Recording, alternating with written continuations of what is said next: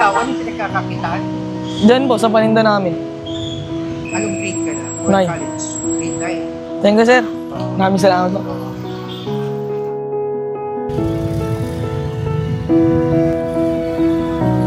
Ano yung pinakaroon buhay mo? Nag-aaral ka ba? Ha? Anong career ka na?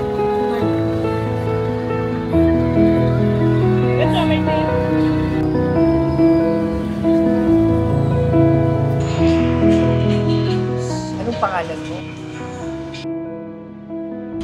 Ilang taong ka na? 14 oh. Anong trabaho ng mga magulang mo?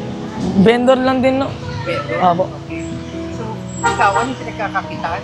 Diyan po, sa paninda namin. Ilan kayo sa pamilya? 11.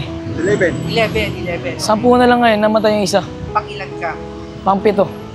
Nag-aaral ka ba? Oo. Saan ka nag-aaral? Anong grade ka na? Or Nine. college? Grade 9. Ay, college yun. High school. Oh, high school. Okay. Ano yung mga challenges na pinakaharap mo sa pagbibenta? Oo. Takbuhan, uli yan, ganun. So dito, Bawal kasi dito magtinda. sa palaran na lang po na kayo. Pero saan yung madalas na pwesto dito? Dito talaga. Diyan.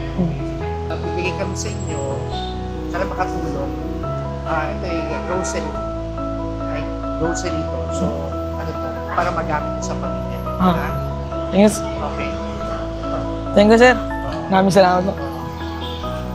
May message ka pa ba? Wala na po. Maraming salamat na lang po. Okay. Thank you. Thank you, sir. Maraming salamat.